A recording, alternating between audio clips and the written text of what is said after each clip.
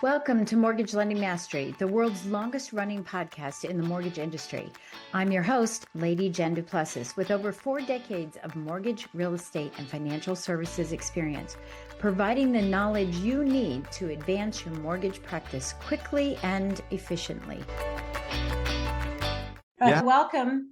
We're happy to have you all here. We're just chit-chatting here as we get ready to get going. I'm your host, Lady Jen Du Plessis, as you know. It's so exciting to have you here today with me, Shawn. I love talking to active loan originators, loan brokers, mortgage brokers, whatever you're calling yourself. Everybody's got something different. I was a certified mortgage planner, and how dare anybody ever say loan broker or my mortgage chick. None of that was allowed. Yeah. So, happy to have you here. Let's tell everybody a little bit about you.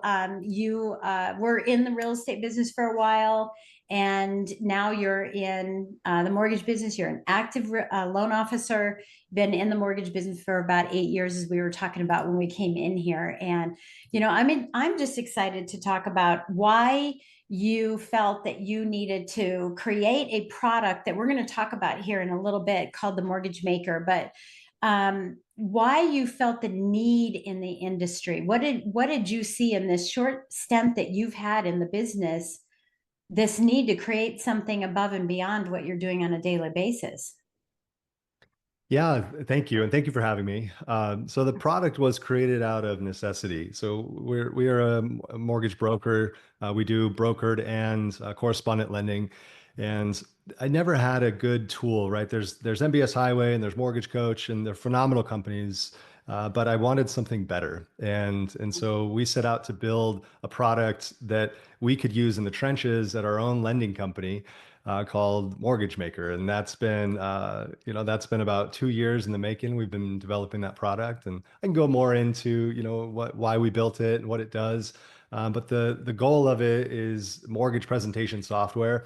And it's to give loan officers a tool so that they can quickly provide loan options to their borrowers, and not just loan scenarios, but also all of the key points that a borrower needs in order to make an informed decision on a purchase. A lot of things that we talk about during the loan transaction, but never actually show a borrower. So we're giving the loan officer a tool to show them the breakdown of why homeownership is one of the greatest wealth building tools we have in America, and all of the details that go throughout it. Okay, cool. I love that. So, and part of that, I mean, the software is, I don't want to say incidental, okay, incidental to this, but I know one of the things that is of importance for you is the ability to receive leads versus referrals, and how that can affect the conversion ratio. And I know that for a fact because I'll tell you that story. But I see in the business, I hear all the time, and I coach loan officers, and I coach real estate agents, and I coach investors, and I coach business owners as well. And everybody says, I need more leads. I need more leads. I need more leads. And I think you have acres of diamonds right underneath your own feet. You've already got leads sitting here. You just have to nurture them, polish them, pick them up, do something with them, right? And I think that it's so shallow minded. I know this is a long question. I'm getting there. It's so narrow minded, right? For us to have a one-to-one with a real estate agent and have the anticipation that they're either going to work with me or they're not going to work with me. They're going to give me a deal or they're not going to give me a deal, right? And that's a 50-50 conversion right there. It's 50-50. They're either going to work with you or they're not. And so I've changed the vernacular many years ago in everything that I did. I never asked for leads. I asked for opportunities, because inside of an opportunity is a lead, a referral, a speaking opportunity, an open house, right? A broker open. There's so many opportunities that are underneath this umbrella. And if all we talk about is leads, give me a lead, let me meet with you and have coffee and give me a lead, we're missing so many opportunities. So what is your take on that specific piece of it? Yeah, it brings me back to when I started in the business. My mentor, near and dear friend of mine, Dino Katsiamedes, he kind of coached me into the business, and he was big on referral-based business, and that's why I do what I do today. And thank God for him, right? Because now I have a thriving business, and it's all built off of the referral partnerships that I've built in the industry.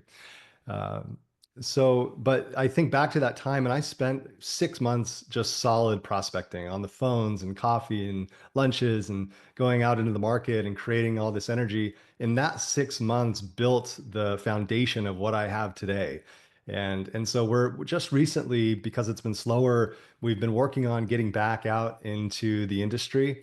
And that's the biggest obstacle for a loan officer, because real estate agents are the majority of folks that send us business, and they hear from constant loan officers all day long. And so, how do we differentiate ourselves from the pack? Something we're working on right now over the last year at California Lending Group. And I'll share a few of those tactics because, it's great to share in the industry, and there's plenty to go Absolutely. around. And something that's been working well for us is building off the relationships that we already have with our referral partners, right? They're raving fans because they've seen us work, and they know we say, or we do what we do what we say we're going to do. And so reaching out to them and getting in touch with their community at their broker shop to then go and present and try to build additional relationships inside. I think that's the lowest hanging fruit that a loan officer has, that already has an established base, is, hey, who can I speak with your broker? Can I come in and do a presentation for your team and put together a slide deck for your organization, and then present all of the things that are unique to your Yeah. lending company. Uh, Yeah. We've talked a lot about that on this, on this podcast over the last 14 years. And the fear factor that a lot of loan officers have, and I find this with my clients as well, is, I'm afraid to go to the broker. I'm afraid, there's a lack of sales skills, right? I'm yeah. afraid to go to the broker. What if they say no? And one of the things that I learned years ago that I just want to bring to the point here, because I know someone's listening and they're cringing and going, I don't want to do a presentation, or they're going to give me 2 minutes, or they're giving me 5 minutes, and I can't talk about enough products. And that's the wrong way to do that. And you can go back and listen to a bunch of the episodes, right? Because Yeah. we've talked about that before. Stop talking about products. Yeah. And but if that scares somebody, there are other ways to do it too. You can have roundtable dinners. You could have advisory circles. You could have connection circles. You could do classes in your office. You can do webinars. There are a lot of ways that you can administer that if you don't feel comfortable sitting up in front of the group. So what do you say to loan officers to say, I heard you, that sounds like a really good idea, but I don't know how to speak. I don't know how to present. And I would say to them, number one, you got to start working with me because I help my clients do that. But what do you say to them to get over that fear? I think this point, and this is true across anything that we do, you have to like the people that you're working with. And just like you said a moment ago and hinted on, it's not, no one cares about your products. We all have the same products. Yep. We have to like that the people that we work with. And so there's an element of that, but I also think there's an element of tenacity, and it's not just picking up the phone once and getting a rejection and then going away. Right. It's almost similar to courting, Yeah, like dating. courting your partner, dating. Yeah, there's a lot of parallels there, to where you got to go and roll out the red carpet and really show that you're interested and that you want to do business with them. And all it takes is one. I tell my realtor partners that I'm interested in working with, I just say, hey, just give me a shot on one. Let me show you, right? I'm telling you all these amazing things, but let me actually show you. And I know if we just do one deal together, I have them for life. They're blown away by our process, and they send all of the business to us. Yeah. And so that's, yeah. So I know, I get it. It's, you have to get out of your comfort zone, but consider the alternative, right? Consider having to make 100 calls a day in order to get one lead Yuck. from the lead gen model, right? Right. Yeah. Yeah, so like, just, I guess we just have to shift our thinking and realize that the referral based model is much easier when it comes to, or when you put it into perspective in that way. Yeah. Yeah. And I think the goal is for all of us to be 100% referral. That's what we want to do. And I'm happy to say that my practice was 100% referral. I never paid for anything, nothing, nothing, nothing. And yeah, I didn't have to. I didn't have to, because I would put my money where my mouth is, right? And so to speak, or and like you said, I would under promise and over deliver. And that's something that we have to be very careful of, to make sure that we've got the systems in place to create the client experience, behind that. Give me a shot. And listen, I know you're listening and you're going, yeah, I've heard that before. What Shawn's saying is, just give me a shot, give me that one deal. But I implore you, have you asked? Have you ever done it? Have you actually ever done that? You've heard it, but have you done it? And let's see what happens. You've got to try something. You have to definitely try that. So Shawn, you're talking about relationships. I always said that, these deeper, by the way, my practice was built on 22 strong relationships, 4 or 5 which were realtors. Mhm. I don't like realtors. And I didn't put my money where my realtors were. I put my money into other areas of referrals. So there's plenty of things out there besides waiting for a realtor to send you business. Okay. There are plenty of opportunities. The key here is, how do you develop stronger, richer, deeper relationships? So you're saying that you're going out and doing this. What's a tip? What's a uniqueness that you're doing to create that relationship? Because I think a lot of people don't know. They want stronger relationships, they want better relationships, they want to provide value, but they're not sure how to exactly go about doing that. Yeah, I've got a lot on this point because we're practicing it every day. But Mm-hmm. one thing that I think a lot of loan officers could benefit from is what's right in front of them, and that is when they're in escrow on a purchase. There's the other side that we have an opportunity to create a relationship with the listing agent. Yeah. Oftentimes, the loan officer never speaks with the listing agent. Yeah. I know. Well, I think that's a major fail, and I think it's an incredible opportunity to let them see you shine in that transaction and go over and above. And to where I've had so many relationships built on this strategy alone, to where they're so impressed, and at the very end, I reach out and I explain all of the unique things that we're doing in the market. Now I get into kind of some of our unique differentiators, and I hear them say, "Well, it was incredible to work with you. We've never had this kind of service, and you better bet that you're going to get our next referral." And sure enough, it comes through. So that's a great way. And I'll tactically, let's get into it, because it's easy to just say, but Oh, yeah. how do you do it? Yeah. And it starts off with the approval letter. So when an approval letter and offer package goes out to the listing agent, we pick up the phone. We have, a 2-minute phone call. We just back up the offer. We go over the qualifications and we give them confidence that we're going to be able to get this deal done. So that's number one. And then number two is around appraisal time. We'll reach back out, of course, with the buyer's agent's permission, because they may be in the middle of negotiations. But we'll ask for permission to share the good news that, hey, the appraisal has been completed, because that's a huge milestone that everybody's anxious about. Absolutely. Yeah. Absolutely. And then we'll follow up as we're getting closer to the end of the transaction with an update about, hey, we're getting to CTC, we're on track, we're going to be able to close on time, right? Because they have things on their side they're managing for their borrower, or their sellers. Maybe they're buying another home, moving trucks, all kinds of things. And so it's crucial to them to close on time. So the faster we can give them that certainty, the happier they're going to be, and everybody involved. And then again, at the end of the transaction, another quick phone call just to congratulate them on the close, and then talk about some of the finer things that our firm offers. And that's really that sales pitch to get them over. And the beauty of it is, they want to speak with you when you call. It's not like you're pitching a random realtor or CPA or whoever it may be. They're in this transaction. They want to get you on the phone. They want to talk with you. And so you do the value building during escrow, and then you talk about the sales, all the things that you can offer at the end. And it's Yeah. an incredible strategy. I don't know anyone that does it, right? It's just our, our core people. And cause the loan officers get so busy in the transaction. There's so much to do. It's Yeah. just one more thing, but that is a big one that I think could double, triple your It's a business in huge, 25, 26. absolutely, absolutely. So I created a program called Business Boosters, that specifically targets listing agents. And that program, and because I was doing it. So everything that you just mentioned, I do, plus Mhm. 5 more other things. Mm, Okay. I can't wait 5 to more hear. other things. This is the acres of diamonds that I'm talking about. You already have them in your world. Mm. And in fact, by the way, if you make this phone call that Shawn's telling you to do, okay, you might get a response like this, because this happened to me several times. Why are you calling? What's the matter? What's wrong? Yeah. Right? Have you Yeah. had that? Right? Because they're not used to it. Yeah. So be Yeah. ready for that and say, hey, no, the reason I'm calling, it's all good news, right? Yeah. It's easier to deliver bad news when you have a relationship than it is to deliver bad news when you have no relationship whatsoever, right?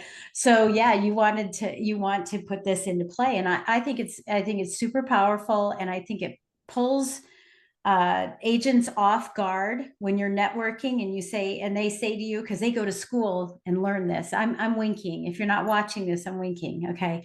But they go to school and learn, hey, when a loan officer comes up to you, just say, I already have my loan officer. I don't want any more. I'm a listing agent, not a buying agent. And Mhm. what is your rate? Mhm. They Mhm. learn to ask those questions so that you get caught off guard. And so, one of the Mhm. best things when someone says that they're a listing agent, I say, great, I was looking for you, right? And catch Yeah. them off guard.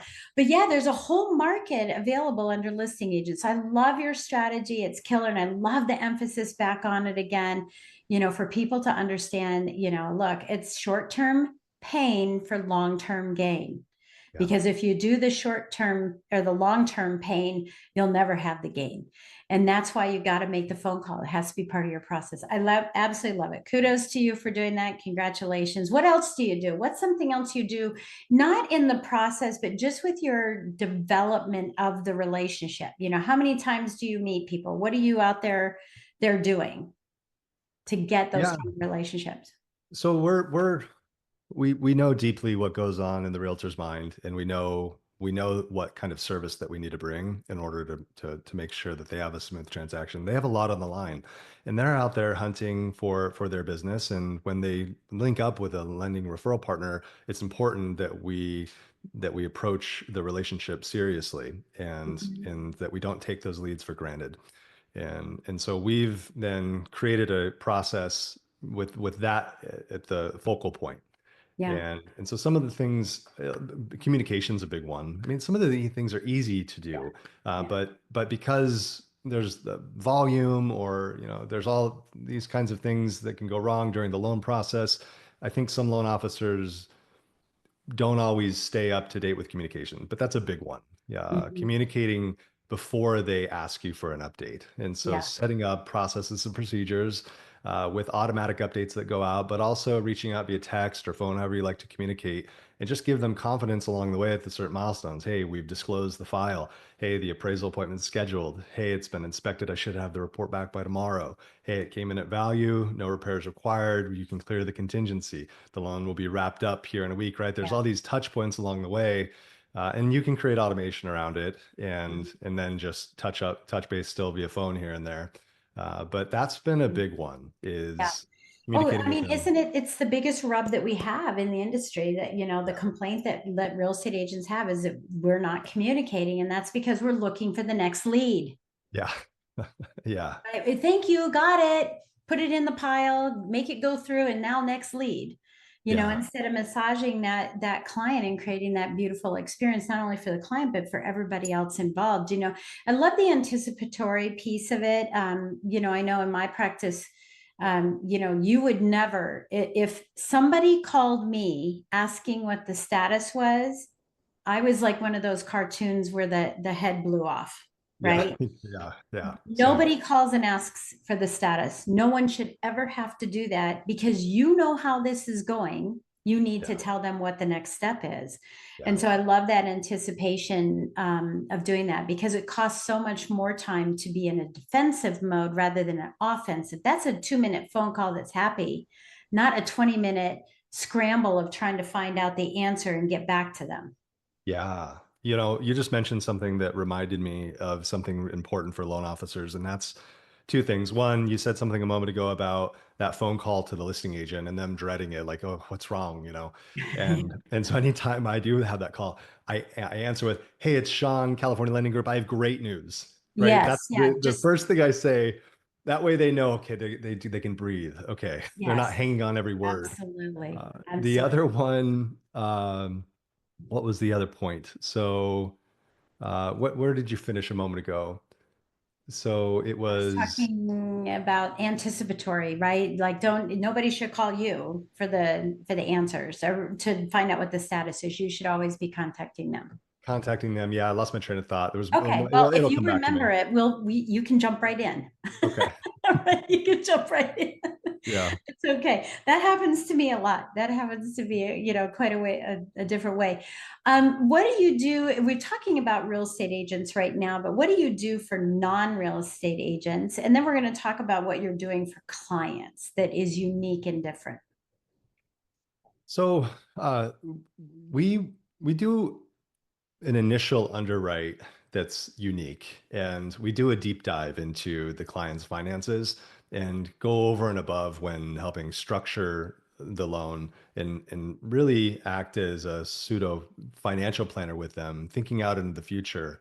Little things like if they're going to buy they're going to have a $1.5 million loan, but they're considering paying it down to a certain number. We'll talk about paying it down to 750 because that's a cap for mortgage interest deduction. Yeah, yeah, So having those kinds of items in our arsenal is really appreciated by CPAs and financial planners because we're speaking the same language as them. yeah. What was the other question? Yeah. Well, for what are you doing with them, in those relationships, and what are you doing with clients? So with clients, it sounds like you're presenting options they didn't even know about, Yeah. right? And I think that's critical.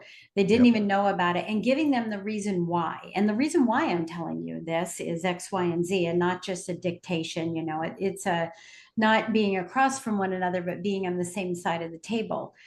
So that's what you're doing with clients is really helping them understand some of the wealth building tools and tax benefits without crossing those lines. What are you doing with your other partners? So insurance agents and title companies and builders and financial planners and divorce attorneys and people in your BNI. What are you doing in those relationships to cement more opportunities from them?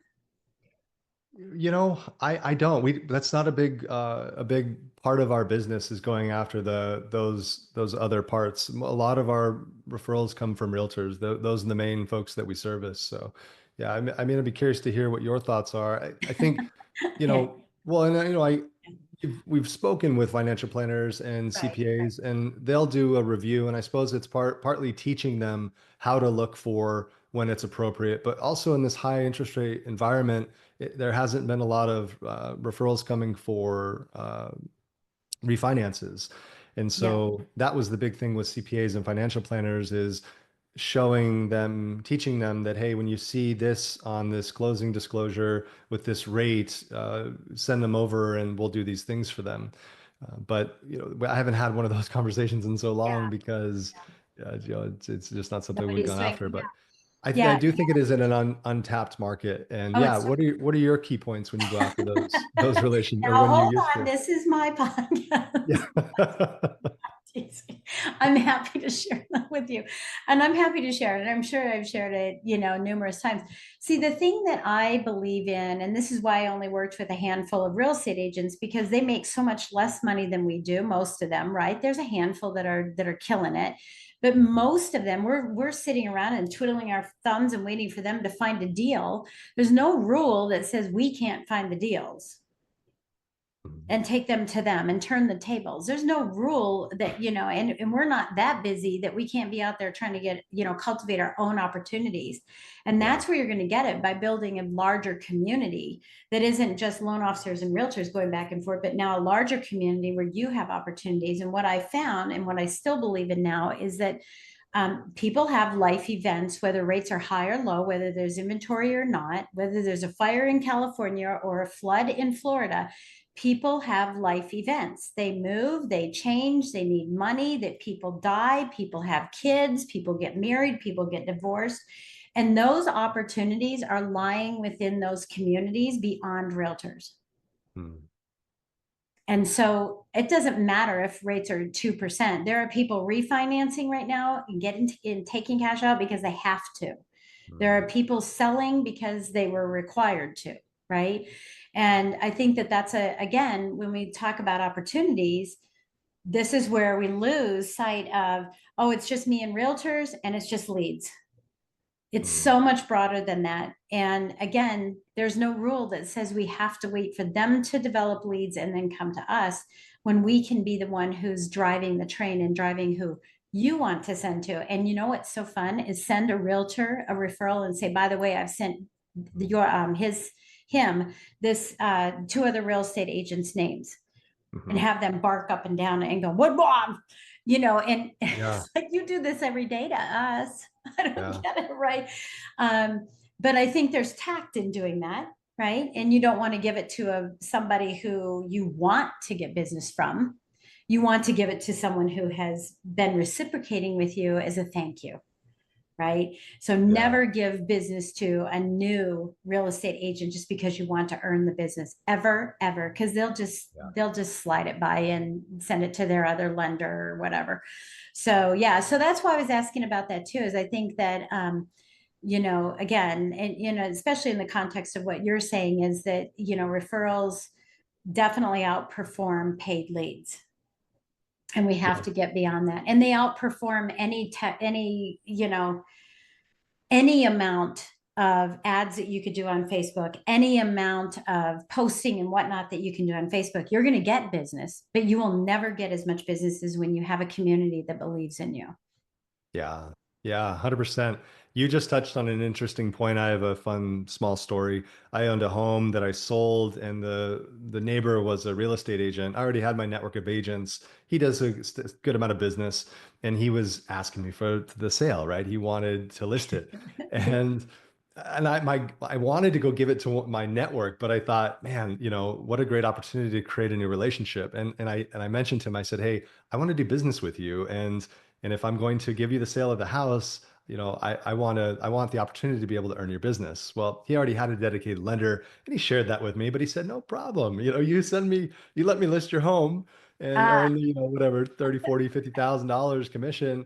I'll start sending you business. Well, it never happened. And, he sent me one deal that I closed, which is great, but I wanted to build a relationship. So what you just mentioned, we think that you can send a lead over to a real estate agent and build a relationship, but that's not what does it. It's all, they have to like you, one, and then also you have to build the relationship prior to that. So it's better to nurture your own network. yeah. Oh, and Another you'll lose your top producer when they find out you sent it to someone else. 100%. Yeah, no, Well, 100%. Yeah, yeah. that doesn't bode well. I was new. This was, year one, I think, in the industry. Yeah. So Oh, well, because we're all hungry. At some point, we're all like, yeah, oh, let's do it. You know, we can do, you know, the thing about these relationships is that they are energy exchanges, right? They are energy exchanges. And sometimes that energy is just the commitment and the loyalty, right, to the person and not just, you know, you give me a lead, I'll give you a lead. We have it, you know, how much money have you made and have we made equal money? And you know, just sort of this tit for tat. And it's not, it's about the energy exchange of involvement, commitment, engagement, support, referrals of other people, not yeah. just clients, you know, of other real estate agents, of other attorneys, of other people that could, you know, help the relationship. And so I always look at what is the money exchange, or aka energy exchange, that happens in one of these relationships. That's the key thing. And there wasn't any energy exchange in that. Yeah, that's a great way to frame it. Yeah. Another interesting point was you talk about how you talked about how real estate agents are encouraged to send a referral to three different lenders, and Yeah. they're all taught that. Yeah. But No that way. could also be used the other way when you mentioned, they'll say, hey, already have a lender.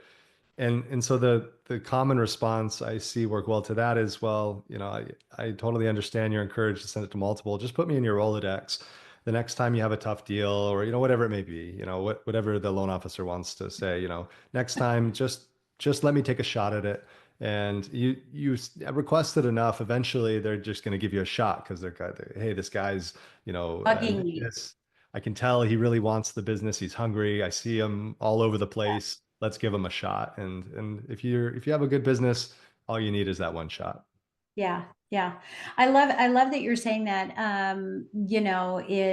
I've always said my number one, two, or three, you know, Right. A with one, if two, or three. you're Yeah. sending, yeah, if you're sending referrals, if they're sending referrals, right? And someone calls and says, "Hey, Susie told me to call you." Great. Did she give you names of other people? I mean, we're crazy to think that we're the only one. I hear Yeah. this all the time. I lost a deal. Well, you can't lose something you didn't have. Yeah. Okay. It hurts, but So yeah, right. let's start with that, right? You can't lose something you didn't have. Some will, some won't. So what? Next, go on to the next one. So who needs my help, right? But I love always asking, my number one, two, or three. Am I your first call, your second, or your third? Because that's going to play how I'm going to massage that and utilize that sales opportunity. If I'm number one, I'm going to do something totally different if I'm number three.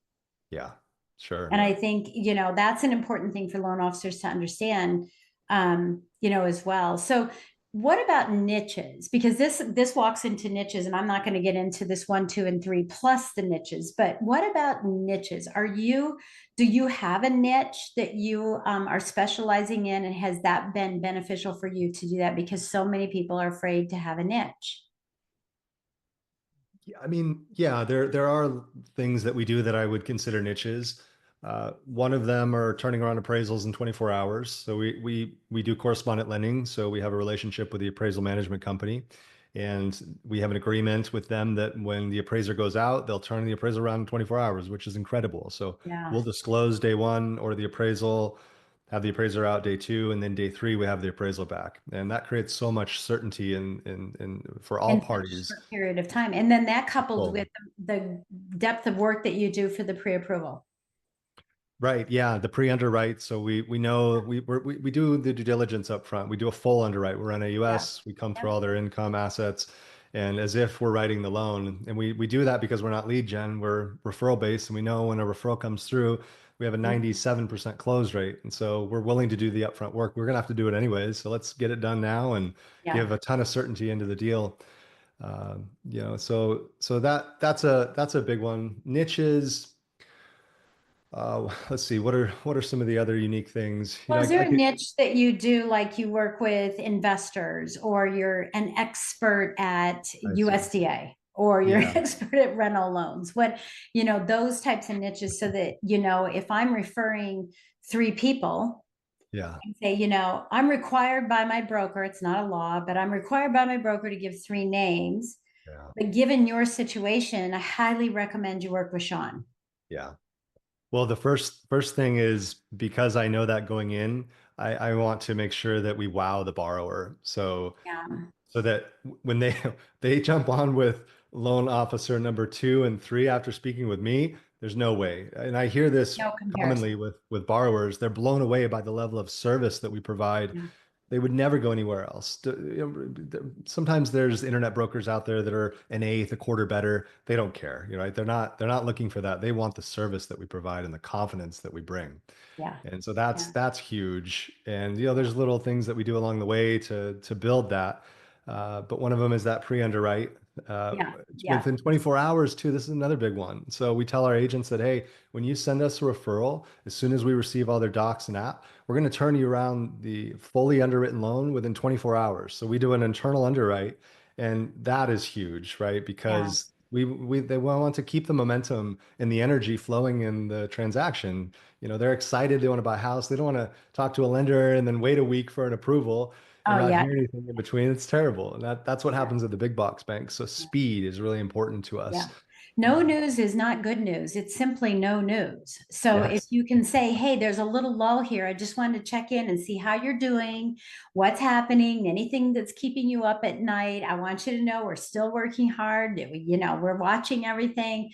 But, I think those things are really important to do. And I think that's, critical in that. Okay. So thank you for sharing some of these little tidbits. And again, as you're listening to this and as you're watching this, if you've heard this before and yeah, I've heard it before, I'm going to ask you again, have you deployed it? Are you Yeah. deploying it? If you're hearing it over and over and over, there's some validity to it.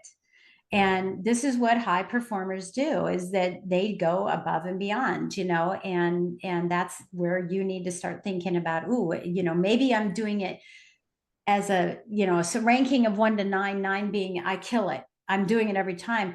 Maybe you're doing it at a 3 and you're not getting the results.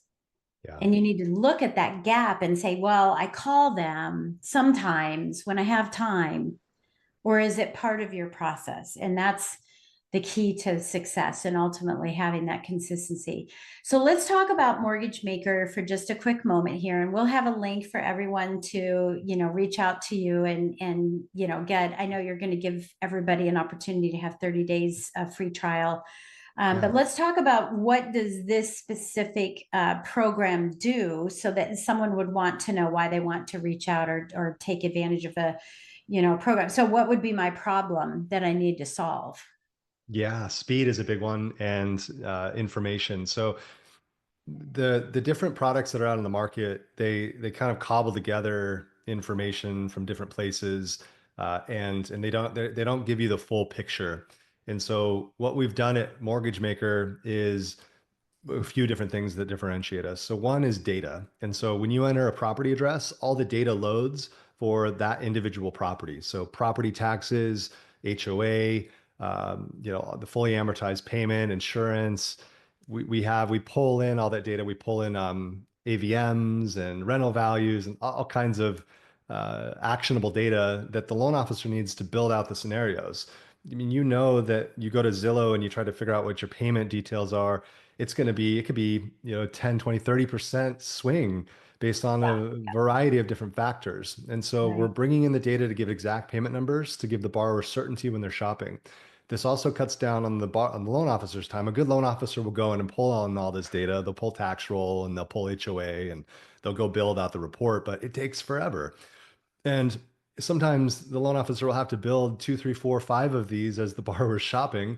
And so we built the software to solve for this problem. So the software is modular. You drag and drop, and you can turn sections on and off so that while they're searching, if they no longer on a property, you just toggle it off. They can go back and look at it later.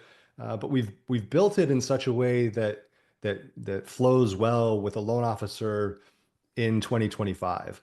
Uh, a few other key Yeah, differentiators are the borrower can use the tool real time to enter a property address and get all the data loaded for them after you've built the report. And yeah. you see insights into their activity. So you can see what properties they're looking at. We get some insights into also the consumer's mindset when it comes to interest rates. Sometimes we'll see them load in another column and we'll see their interest rate be, an eighth lower or a quarter lower. And maybe that gives us insights into them looking for a certain They're shopping, payment. right, right. Shopping is Or what if another rates thing. go up? Can I still afford it? Yeah, yeah. Yeah, I love 100%. this. It's so funny. I had this in an Excel spreadsheet for my clients. And Yeah. this is just on total steroids, because and really the issue, the only reason why I came up with this Excel spreadsheet way back, and I'll have to share it with you, from this to this, right? And you can use it. I'll give you that the ability to do. But Yeah. I got so tired of going, well, what's my payment at 181? What's my payment at 181.5? What's my payment at 185.17? What's my payment, right? And what happens if Yeah. the rate goes up an eighth or down an eighth or up a quarter or down a quarter? And Yeah. so I would do my discovery call with them, and my, entire pitch to them. I hate using that word, but I would do my entire discussion with them. And then I would say, okay, I'm going to send you this Excel spreadsheet. And then when something comes on in the market at 12:01, don't call me. Yeah. You Just can go make in there and changes. change these cells Yeah. right? Yeah. And, and it's a great negotiating tool too, and especially, and I imagine that you have used it for negotiating, because if the client can go in and can say, "Well, I offered 600,000, and it was on the market for 625, and they came back at 612," then I can go in and I can see what does that really do to my payment, because it's Yeah. not about the price for the buyer, it's about the payment for the Yeah. seller. That spread is cash. That's a paying off a debt to qualify for their next house. Yeah. So I imagine that has a lot of power in what you're doing as well.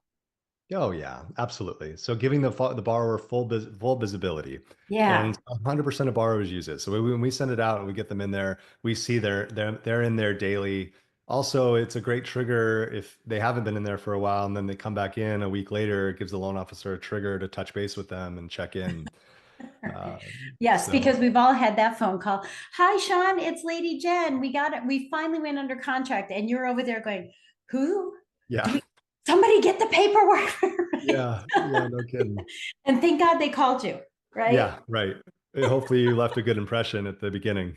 Yeah, but they've been out of sight, out of mind for months. Right? Love it. Yeah. Okay, well, good. Well, I encourage you to go and find out a little bit more about Mortgage Maker as we're sitting here having this conversation. I'm kind of snooping around on the page, and looking at the ease of use and how easy it is, and just for being a client of ours, or someone, a listener, a subscriber of ours, or a follower nowadays of us here on Mortgage Lending Mastery, we'll have a special thing that you can do. So you'll go in there and see that you'll get 30 days free, and you can play around with it. And I'm sure reach out to Shawn and his team and get any of the features taken care of. And I'm hoping that the answer to this question, Shawn, is yes. Is or a good ranking, easy, hard, difficult, whatever you want to say, the onboarding of this, the learning curve of this, because in so many other programs, I use Salesforce. Yeah. You know, Sorry. the learning curve. Well, A no, I lot. built Yeah. it. I built what people are using right now. They bought it from me. Yeah. And so for me, it was easy, but I don't recommend it for any of my clients. It's too difficult to learn. How easy is it for someone to put this in play? Incredibly easy. And that's why we built it. So I'm not sure if you're familiar with Mortgage Coach, but great product. And I think it's great, but it's outdated. You have to go through 10 different screens in order to build the report and flip flop back and forth. And that was something that we were solving for is So ease of this use. integrates with your LOS. No integration yet, but Okay. the Okay. ease of use is Mhm. what we've built. We've coded it in such a way to where the reports build themselves, and we did Okay. that so that every lead can get the red carpet rolled out for them, and it takes the Mhm. loan officer 3 minutes to build one of these things out. It's incredibly fast, and it all makes sense. It's intuitive, and it was built by a team of engineers and loan professionals that are working in this market today, and we understand the needs that a loan officer needs. So Yeah, I love it. And you're still actively doing it. And that's what makes it so powerful is it's not when I was and back when, and we yeah. built it for you. So I love that. Any parting thoughts that you have? Any parting ideas, suggestions, tips, a quote, a book, or something that to inspire those that are listening? Yeah, I do. I have a few things top of mind. Ideas I wanted to touch on. Free refinances is something that's been extremely popular in the market. So we're offering all of our clients when they come through the door a free refinance in 6 months. And that does a Okay. few things. One, it saves the borrower money, right, when they complete the refi, typically a few grand of fees. Two, it protects us on EPO. And Mhm. so because they want to come back for the free refi. But three, it builds Right. relationships with the real estate agents because their biggest objection they're hearing now is I'm going to wait for rates to come down. The problem Right. with that is that when rates come down, there's going to be 10, 20, 30 offers again on a property. You're going to have to pay 10, 20% over, and it's going to be a wash, right? Right. And Right. and so our position is, hey, buy at the rate today. We'll handle the refinance for free. So I think that's an easy playbook. There's plenty of money on the yield spread in the loan to where you can make a little less on the loan, but you keep your pipeline from churning out to competitors, and it's a great tool Right. to use for real estate Are you agents. using that under correspondent to avoid EPO? We are, yeah, but you Okay. could Yeah. broker, Yep. you could broker that as well. You could build in the underwriting fee right into the rate and just Right. And no cost. Yeah. reduce Yeah. premium. There's ways that you could do that broker as well. Yeah. Um, we also want to offer listeners 20% off the product. We'll Street. have that in the, yeah, we'll have that in the link. Yeah. So that they can, get a direct link for it. So we'll make sure that that's in there. And yeah, sounds great. Any The other other thoughts before we Yeah, leave? the other one was Yeah, okay, so we write a weekly newsletter. It's called the Mortgage Minute, and okay. anybody that subscribes gets signed up. I'll link it up with you as well. But these are fun things we're talking about, like what you would do at an office if you were around the water cooler. Kind of a lot of Mhm. LOs are working from home now. And so pipeline saves of the week, loopholes. We talk about economic news coming up, how to consider rate lock decisions for your pipeline. So it's a huge resource. It's written for mortgage loan officers and brokers in the industry today. It's weekly. It comes out every Monday. So that may be another resource that LOs enjoy reading. It takes about 5 minutes a week to read. Okay, cool. Great. Great. Yeah. And I think that, I have another podcast called Business on the Vine, right? Because we heard it through the grapevine. That's really what it's all about. We aren't in competition with one another. We're in collaboration with one another, ways to solve it, because we're all unique in what we're offering. Products aside, companies aside, rates aside, all that. We are unique in what we offer. And we are the only ones who can do that, can offer, Yeah. something, Um, so anyway, yeah, I love that. Thank you so much for sharing that as well and giving that to our listeners. We really, really appreciate it. So again, Shawn, thank you for joining me today. It was a fun conversation. Love hearing what's going on out there, to make a difference and to really create strong, strong relationships instead of spending all this money with leads. I'd rather spend $250 holding a business luncheon or something, than I would be doing it. RESPA violation, don't have any problems there. But I'm just saying, I'd Sure. rather spend that time, having lunch with somebody and me buying my own lunch. They can buy their own, etc. But that money is better spent than having all the leads in the world. But there's all kinds of ways to skin the cat, and that's exactly what we do here at Mortgage Lending Mastery. I want you to be the master in mortgage lending for you. So with that, we will catch you on the next episode. Again, Shawn, thank you so much for joining us. Thank you for having me. Take care, Lady Jen. Absolutely. Thank you for joining Mortgage Lending Mastery. If you found value in today's conversation and would like to get support, simply go to supportfromjen.com. That's supportfromjen.com, or reach out to me on social media. Keep watching and listening for more insider secrets, stories, strategies, and ideas to help you become a master in your business.